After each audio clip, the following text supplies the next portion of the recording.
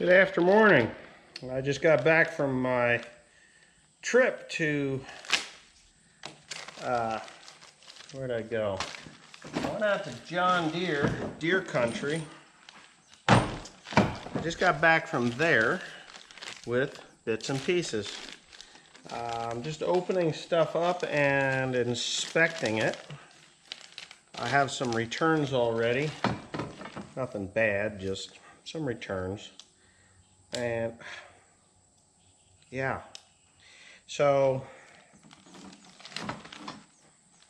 I was a little bit worried here the other day when I ordered these things, which was yesterday. I shouldn't say the other day, but yesterday when I ordered these things, because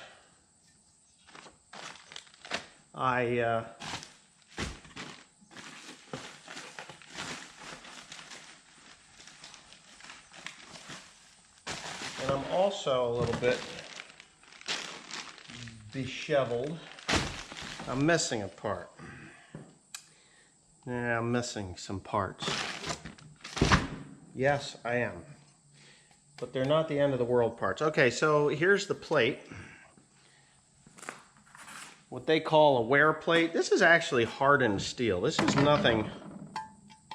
It's not, it's like spring steel. It's pretty tough stuff. I mean, if you play with it, it'll bend, but you really got to bend it. But anyway, this is the worn one. There's actually a lot of scuffing, and this is where all that oil will be, not all of it, but the vast majority of the oil will be squeezing out of.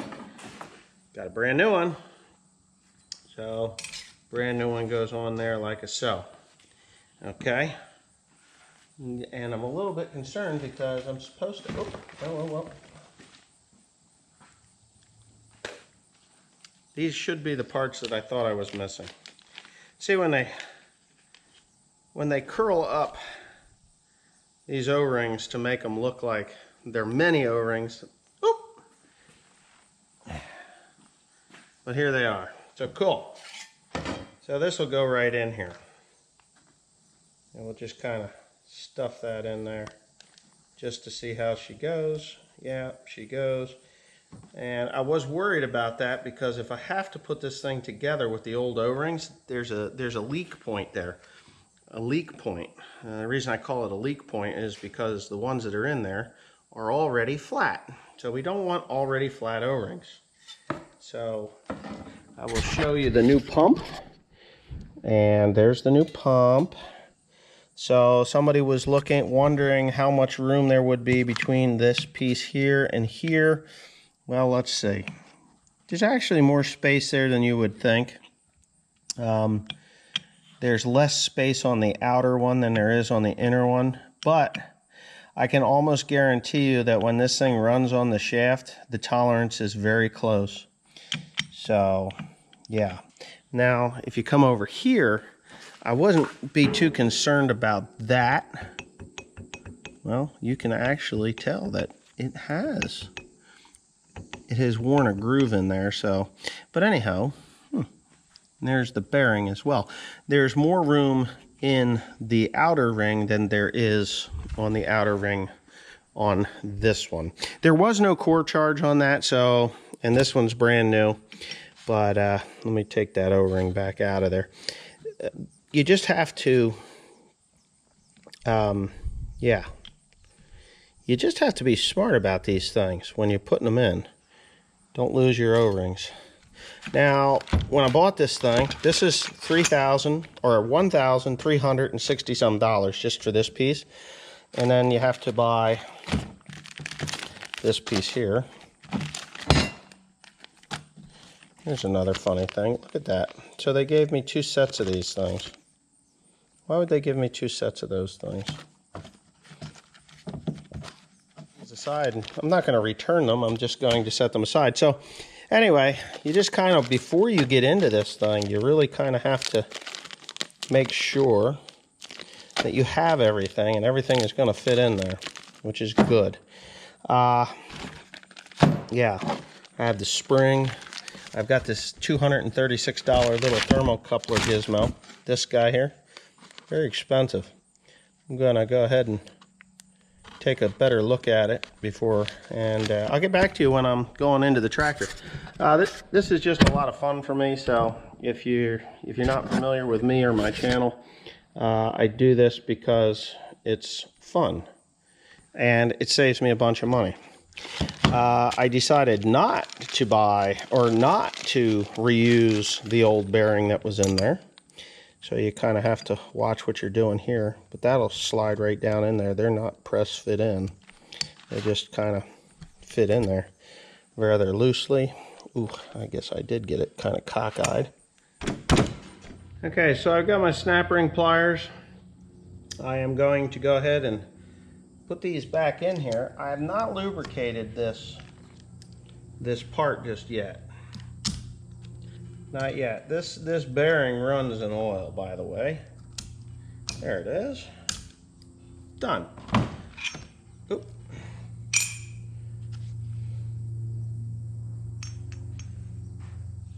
I don't think there's a direction these things go in, really. Timothy seemed to think that they were timed, but I don't think they are.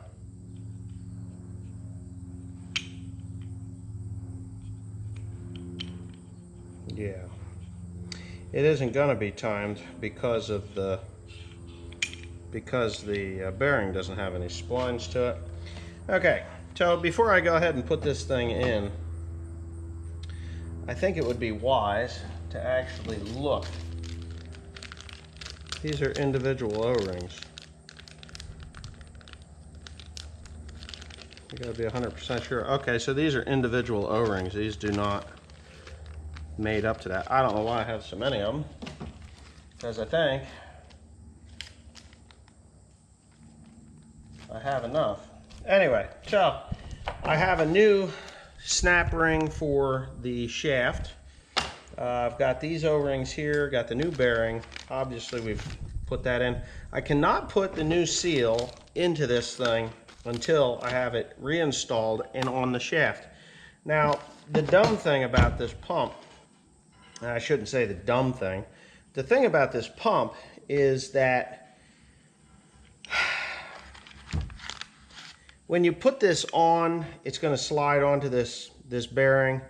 And I was informed by what I believe is a John Deere tech. I'm not 100% sure, but they said that you have to pull the shaft that this goes on out before you put that snap ring on.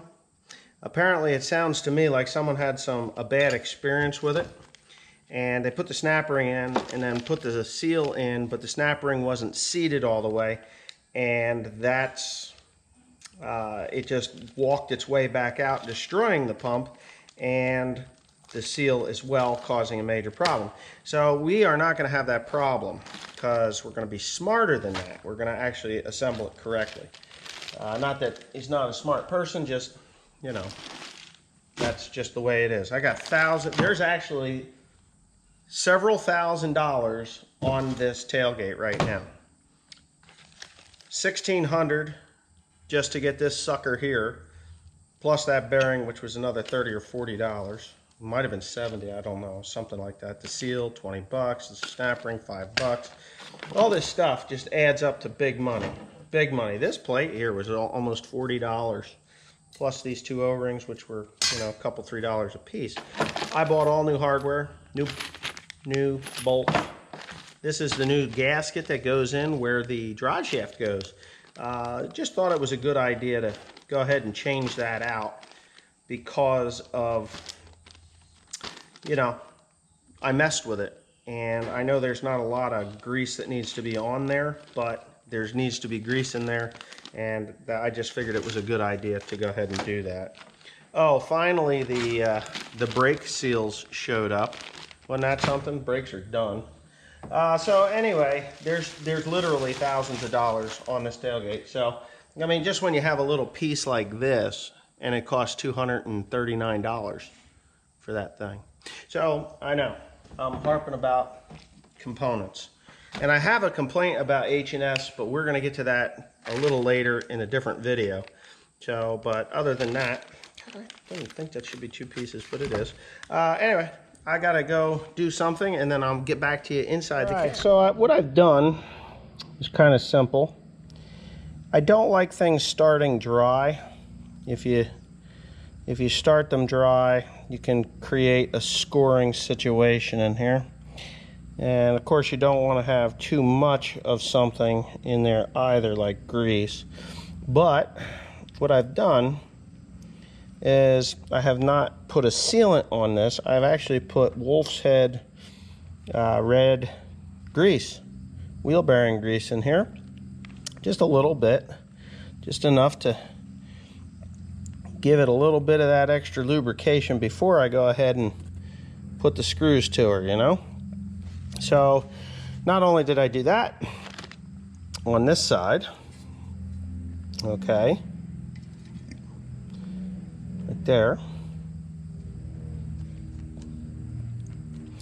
there it is. All right, so that's the new wear plate. That's how that goes on. So that fits pretty good there, and it has to go on like so, like this.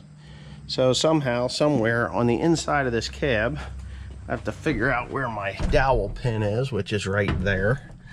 Right there. I'm pretty sure this is how we're going to do this. So we slide you over the top like so.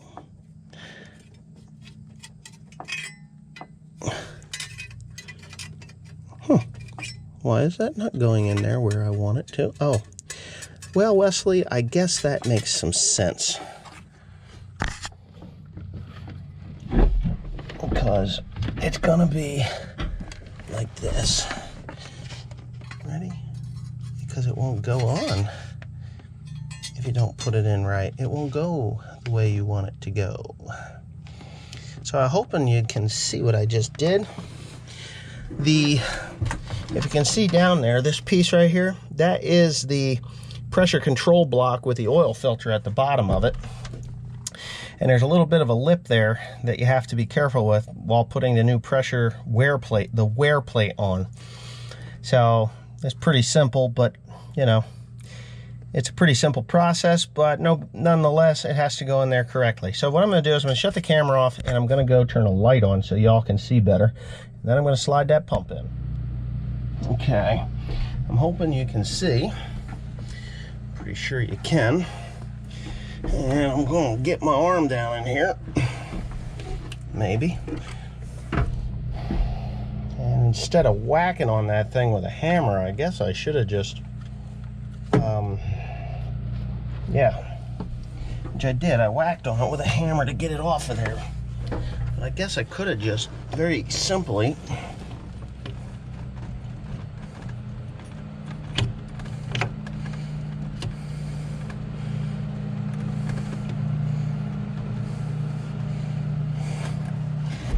is.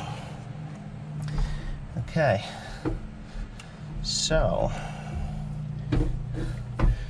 I got a pretty good idea that this is going to be a pain in my ass. Now, somebody's calling me, so let me answer that.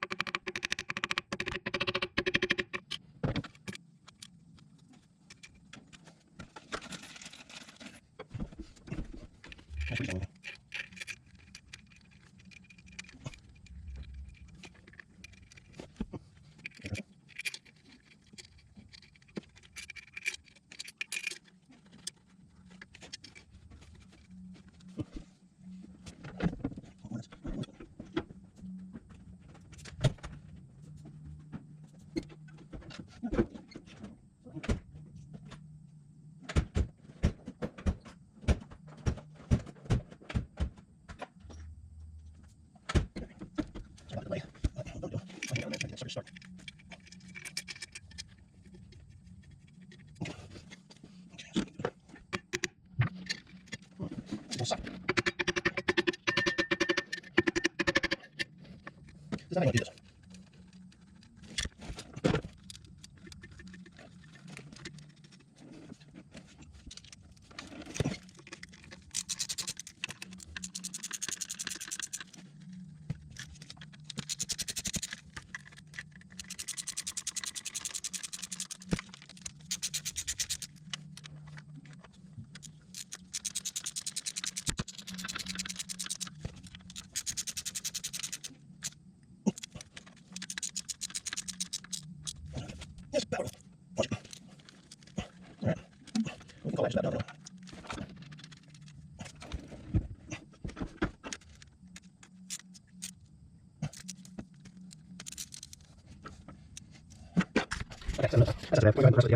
Alright, when you get onto the inside of your shaft, or the input shaft into your transmission, this tractor really doesn't have a huge amount of hours on it. I don't think it has 5,000, but it might be 5,000. I'd have to look.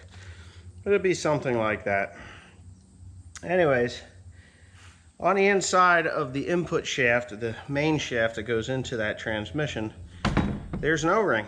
So it looks about like that, because this is the one I took out of there. And what that O-ring does is it provides a centering point, a cushioned center, not sensor, but a cushioned center, and it firms this shaft, which is the coupler shaft that couples this transmission to the engine. All right, so since I've got this out and I've got that one out, I'm pretty certain that this is our guy. It is just made in Italy. They can't even make O-rings here anymore. It's kind of sad, but anyhow, I have several different O-rings, but I only have one that fits that. So what you do is you just pop it out of there. Everybody, I've been made fun of for this tool forever because people are just ignorant. And they don't think that something like this is useful in everyday life. Well, you remember when you were a kid and you got that knife for Christmas and it was like a Wagner or Wenger I think it was called, a Wenger knife, and it had a spoon and a fork and a knife and a corkscrew. Of course, you got to have your corkscrew. Well, this is like a hyper version of that, and I really enjoy my beautiful, beautiful Swiss Army knife. So this is the one, obviously. This is the one, and this is the old one. So what I'm going to do with the old one is I'm going to actually throw it away because I don't want to confuse the two. So I'll set it over there. So what I'm going to do is I'm actually going to lube this thing up a little bit, just a little bit of grease, lube it up, and I'm going to put it on the inside of that shaft. Okay? And before I do that, well, I'm going to lube it up and I'm going to stick it in there. And I am not going to put this coupler in just yet because I still have to put the snap ring, which is a pain in the ass, and I have to put the main seal back in, which this seal is not a difficult seal to put in. You lube it up and you tap it in very gently, and it should go in there, and you'll get to see that as I do it. But first things first, I'm going to do this.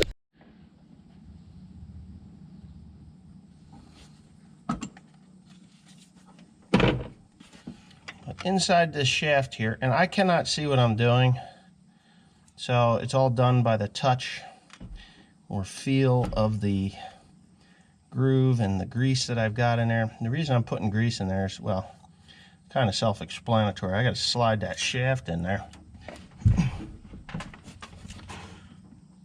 So it's not really difficult, but there it is. So that shaft is in there. Okay, that's it. That's that part. I'm just going to leave you all right where you're at for right now, and I'm going to come back with that set of snap ring pliers, whatever. This is going to go a lot easier because I don't need to see what I'm doing here.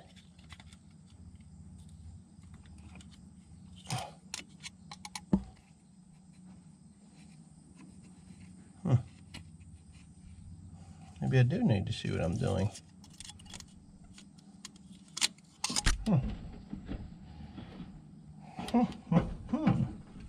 And of course, it did not go where it belonged, obviously.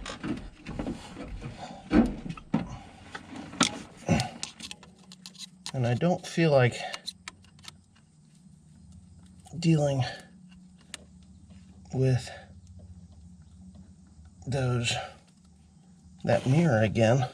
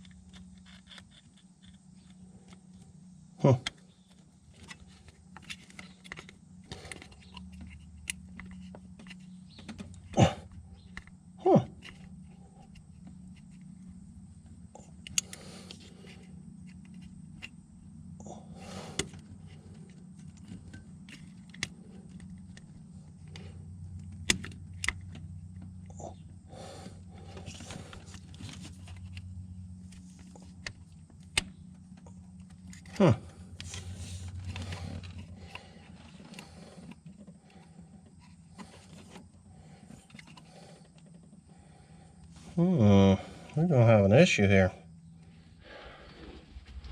Okay, so that actually went in a little easier than I suspected. What was happening, and I'll show you real quick. What was happening was, you see these little points on the end of my snap ring pliers? They actually slid, when I expanded the snap ring, it popped all the way forward or backwards onto the tool.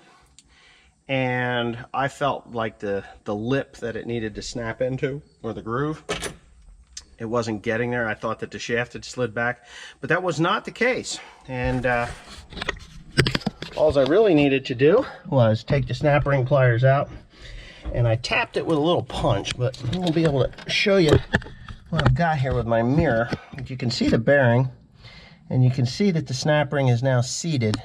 I was a little worried about the bottom, but it was snapped in where it belonged. So that worked out a treat. That worked out really good. So I'm okay with that. Next thing on the list of things to do is to put that seal in, which, you know, some people get a little nervous about seals. They're like, oh no, that's gonna be a real pain in the ass. Well, seals can be a real pain in the ass. They really can. But luckily enough, and I thought I had ordered 2 of these, but I did not. I only ordered 1. But luckily enough, I'm just gonna go ahead and lubricate this seal a little bit here, all the way around the outer edge. It's already lubricated on the inside of the seal, okay? So, because this seal actually runs on that shaft that's already in there. But I don't trust the amount of grease that's on here, so I'm gonna go ahead and lubricate the whole thing. I'm actually gonna lubricate the outside of that shaft, and then I'm gonna tap it in. You're not gonna watch me do it, well, nah, you're not gonna watch me. Well, maybe you will. Who knows? You guys want a long ass video or a multiple part video? That's what you're gonna end up with. So, all right, let me make up my mind whether I'm gonna show you or not.